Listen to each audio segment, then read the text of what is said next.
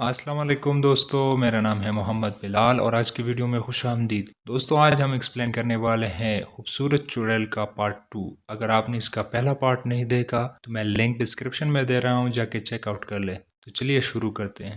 میں نے پہلے ہی بتایا تھا کہ وہ چڑیل کی بیٹی ہے، لیکن اس کے اندر انسان کا بھی خون ہے، اس لیے وہ کمزور اور تھکاوٹ بھی محسوس کرتی ہے۔ اس رات جب وہ اپنا شکار کر کے قبرستان کی طرف جا رہی تھی تو انہیں نہر بھی پار کرنا پڑی تھی۔ اس کو معلوم ہو گیا تھا کہ کوئی اس کا پیچھا کر رہا ہے، اس لیے جلدی میں اس درخت سے ٹکرا گئی اور بے ہوش ہو گئی، کیونکہ اب اس پر تھکاوٹ طاری ہو گئی تھی۔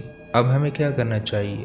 آپ اس کے ساتھ کیا کرنا چاہتے ہیں؟ اس کو زندہ رکھ کر سزا دینا چاہتے ہو یا اس کو ختم کرنا چاہتے ہو؟ کیا پیر بابا اس پر گولی اثر کر سکتی ہے؟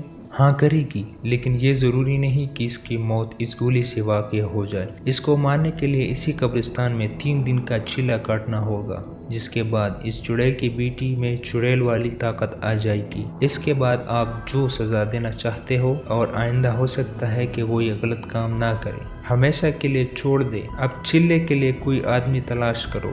میں تو پہلے ہی 1 سال والا چیلا کاٹ رہا ہوں، جو آدھی رات کا ہے، جو پہلی رات کسی قبر پر بیٹھ کر کرنا ہوگا۔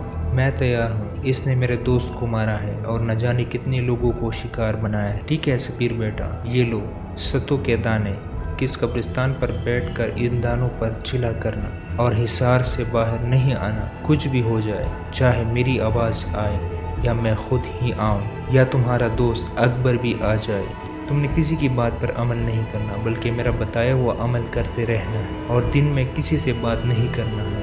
بینک سے چھٹی لے لو۔ میں نے پیر بابا کی بات مان لی۔ میرا دل نہیں مان رہا تھا کہ ایک بابی ایک بے رحم قاتل ہو سکتی ہے، اور وہ ایک چڑیل کی بیٹی ہے۔ رات کا وقت تھا، فون کی گھنٹی سن کر میری آنکھیں کھل گئی تو یہ اطلاع ملی کہ بابی ثنا ہسپتال سے فرار ہونے میں کامیاب ہو گئی ہے۔ اس کے بارے میں کچھ اور معلوم نہ ہوا۔ میں نے اسی وقت انسپکٹر سے بات کی تو انہوں نے کہا، سپیر بھائی، اب وہ چلہ کرنا اور ہی ضروری ہو گیا ہے۔ خدا نہ کرے وہ کوئی اور کام کر دے اور کسی کی جان چلی جائے۔ صبح اٹھتے ہی بینک گیا، بینک سے 5 چٹھیاں لی اور انسپکٹر خان کے پاس گیا۔ وہ میرا انتظار کر رہا تھا۔ ہاں تو چٹھی لے لی؟ ہاں جی لے لی۔ ٹھیک ہے، چائے پی لو اور ہم ثنا بابی کے چچا کے گھر چلتے ہیں۔ ٹھیک ہے، میں تیار ہوں، اور مجھے اس کا گھر اچھی طرح سے یاد ہے۔ ایک پڑوسی سے پتہ چلا کہ کل رات کو جہانگیر صاحب کا انتقال ہو گیا اور اس کو دفن کرنے کے لیے اس کے آبائی گاؤں گئے ہوئے ہیں۔ کیا ثنا بابی بھی ان کے ساتھ ہے؟ ظاہر سی بات ہے، ثنا بابی چچا سے بہت پیار کرتی تھی، انہیں تو جانا ہی چاہیے تھا۔ اور اس کا گاؤں کہاں ہے؟ انسپکٹر خان نے پوچھا۔ اس کے گاؤں کا نام ہے لال سندر والا، اور وہ موٹر وے کے ساتھ ہی ہے، فیصل آباد سے کچھ پہلے ہی ہے۔ اور ہم سب پہلے پیر بابا کے پاس گئے تو انہوں نے کہا، اس بات کا فائدہ اٹھا لو سپیر، تم اچھا چلہ آج رات سے شروع کر دو، اور انسپکٹر خان تم بے شک اس کے پیچھے گاؤں چلے جاؤ۔ اگر وہ وہاں نہیں ملتی یا وہاں غائب ہوتی ہے تو مجھے اطلاع کر دینا، پھر میں عمل سے پتہ کر لوں گا کہ وہ کہاں ہے۔ ٹھیک ہے پیر بابا، جیسے آپ کا حکم۔ پھر میں قبرستان چلا گیا اور رات کے لیے جگہ تلاش کرنے لگا۔ جلد ہی مجھے ایک پرانا درخت کے ساتھ ایک پرانی قبر مل گئی ہے۔ میں اس پر نشان لگا کر آ گیا اور کھانا کھا کر سو گیا تھا۔ میری آنکھ شام 6 بجے کھلی تھی، ابھی اندھیرا ہونے ہی میں کچھ دیر باقی تھی۔ میں اپنی جگہ پر پہنچ گیا تھا، وہاں میں نے حصار کھینچا تو میں ایک قبر پر بیٹھ گیا اور چلنا شروع کر دیا۔ پہلی رات سکون سے گزری۔ انسپکٹر خان ثنا کے گاؤں گیا ہوا تھا، میں گھر آ کر سو گیا۔ دن کو بہت کالے آئے، لیکن میں نے یس نہیں کی۔ شام 6 بجے تک میں اٹھا اور کھانا وغیرہ کھایا اور قبرستان کی طرف چل دیا اور اپنی جگہ پر بیٹھ گیا۔ آج موسم بھی خراب معلوم ہوتا تھا، چاند کا کوئی نام و نشان نہ تھا۔ ہوا تیز سے تیز ہوتی جا رہی تھی اور مجھے چلہ کرنے میں مشکل ہو رہی تھی۔ میں حیران تھا، جب میں گھر سے نکلا تو موسم صاف تھا، لیکن جب قبرستان میں قدم رکھا تو موسم خراب ہو گیا۔ خیر، میں عمل کرنے لگا کہ آسمان پر بجلی چمکی اور بادل شور کرنے لگے، ہوائیں تیز سے تیز ہونے لگی، بہت شور ہونے لگا۔ مجھے عمل کرنے میں بہت مشکل ہو رہی تھی۔ کچھ دیر میں بارش ہونے لگی، لیکن یہ کیا! بارش حصار کے باہر ہو رہی تھی اور جس جگہ میں تھا اس جگہ کوئی اثر نہ ہو رہا تھا۔ بادل خوب برسا، ہر جگہ پانی ہی پانی ہو گیا، لیکن حیران کرنے والی بات یہ تھی کہ پانی کا ایک قطرہ بھی میری طرف نہیں آ رہا تھا۔ موسم اب صاف تھا، چاند نظر آ رہا تھا اور چاندنی ہر چیز کو منور کر رہی تھی۔ بادل کا شور تھم چکا تھا اور اب مکمل خاموشی تھی۔ میں نے اپنا عمل جاری رکھا تھا۔ صبح ہونے سے کچھ دیر پہلے انسپکٹر خان مجھے اپنی طرف آتا ہوا دکھائی دیا۔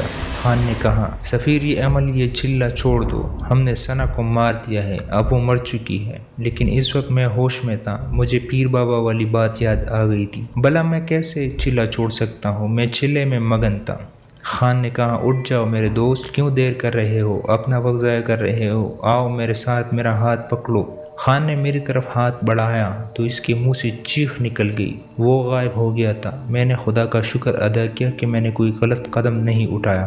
صبح ہوئی تو میں گھر لوٹ آیا اور کھانا کھا کر سو گیا۔ شام کو اپنے ٹائم پر اٹھا۔ آج سخت امتحان ہونے والا تھا اور میں اس کے لیے تیار تھا۔ میں نے آج مغرب کی نماز قبرستان کے پاس ادا کی تھی، جبکہ پہلے میں گھر میں ادا کرتا تھا۔ چلہ میں نے اپنے ٹائم پر شروع کر دیا۔ وہ تقریباً آدھی رات کا وقت تھا۔ مجھے دور سے کسی کی قدموں کی آہٹ سنائی دی۔ ایک سفید سایہ میری طرف آ رہا تھا۔ قریب آیا تو میں نے دیکھا وہ ثنا ہی ہے۔ انہوں نے بہت سے معصوم صورت بنائی ہوئی تھی اور مجھ سے معافی مانگنے لگی۔ سفیر بھائی مجھے معاف کر دو، میں جینا چاہتی ہوں، میرا وعدہ ہے میں آئندہ کسی کو کوئی نقصان نہیں پہنچاؤں گی۔ پھر خاموش اور مایوس ہو کر چلی گئی۔ کچھ دیر بعد خاموشی رہی، پھر پیر بابا میرے سامنے آئے اور انہوں نے کہا، بیٹا اسے معاف کر دو، وہ تم سے معافی مانگ رہی ہے، اس کی یہ سزا بہت ہے کہ سب کے سامنے اس کا چہرہ بے نقاب ہو گیا ہے۔ میں پیر بابا سے بات کرنے ہی والا تھا کہ میرے کانوں میں آواز آئی، یہ سب نظر کا دھوکہ ہے، یہ میں نہیں ہوں، تم اپنا عمل جاری رکھو۔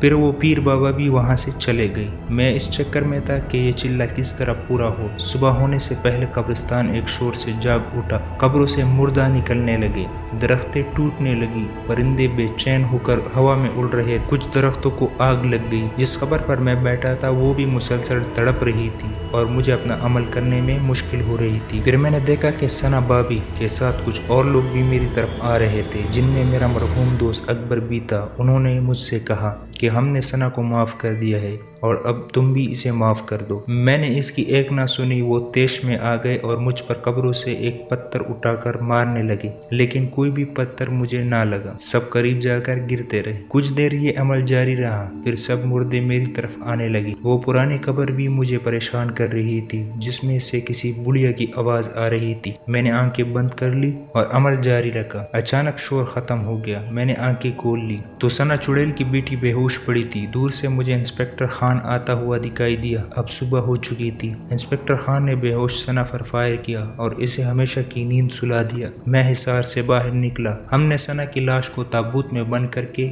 بنا جنازے کے ہی دفن کر دیا، کیونکہ وہ نہ مسلمان تھی اور نہ پوری انسان تھی، وہ تو چڑیل کی بچی تھی۔ مجھے آج بھی اکبر کی یاد آتی ہے۔ اس واقعے کو 10 سال بیت گئے ہیں۔